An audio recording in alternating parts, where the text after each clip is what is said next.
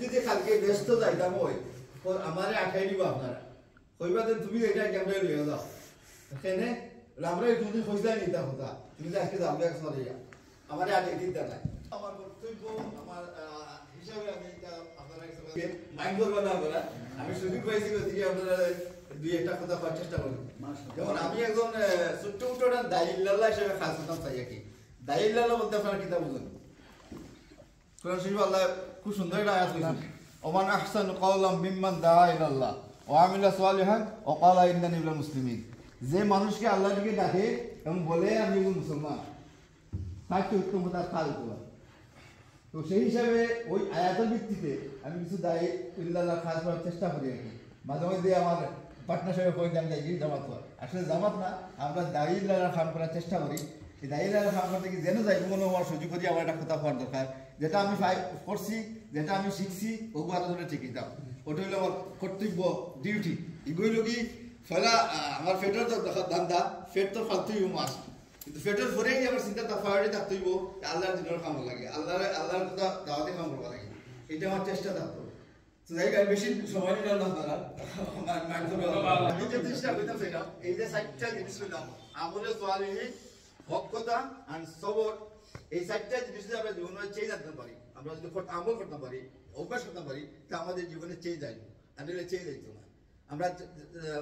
কোন সময় খারাপ দেখাইব হইতাম করতাম না কিন্তু আমরা চেষ্টা করে দিতাম ওই আমরা আমলটা ঠিক করে দিতাম কারণ সবার উদ্দেশ্য হয় একটাই আমরা ব্যস্ত হইতাম যত হাসান জানি যেহেতু আমরা ইমান আনছি যেহেতু আল্লাহ আমরা ইমানদার হিসাবে মুসলমান হিসাবে জন্মগ্রহণ করছি আমরা জন্মসূত্রে আমরা কিন্তু শুনিয়া মুসলমান হচ্ছি না আমরা জন্মসূত্রে মুসলমান আমার দাদা মুসলমান বাপ মুসলমান আমি মুসলমান কিন্তু মুসলমানের মাঝে আমরা কিভাবে মুসলমান হচ্ছি এই জিনিসটা আমরা অনেকেই জানি না তো আমি আজকে একটা জিনিসটা ফলো করবো আর একটা জিনিস করে ভাই যেমন মনে হোক আজকে আমরা আল্লাহ রবুল আল্লাহ দুনিয়া করার পরে এমনি এমনি ছাড়ছেন না আদম থেকে গিয়া রসুল্লাহ পর্যন্ত যত মানুষ আইসো প্রত্যেক মানুষের গাইডলাইন দিয়ে দিয়েছে এবং আমরা এমন রসুলের উম্মত হয়েছি দুনিয়ার শ্রেষ্ঠ উম্মত হিসাবে আমাদের উপরে যে এই গাইডলাইনটা আমরা ফলো করি না সেই গাইডলাইন ফলো না হওয়ার কারণে কাল কিয়ামতের দিন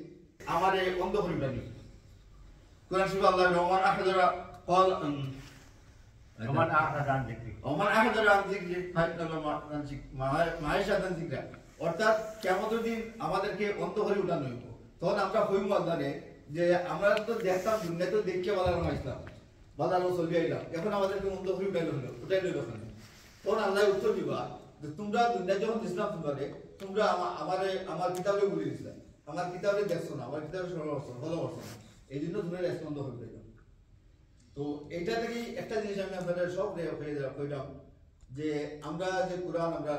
পাইছি কোরআনকে আমরা শ্রেষ্ঠ করে জানি আমরা আমার বুঝো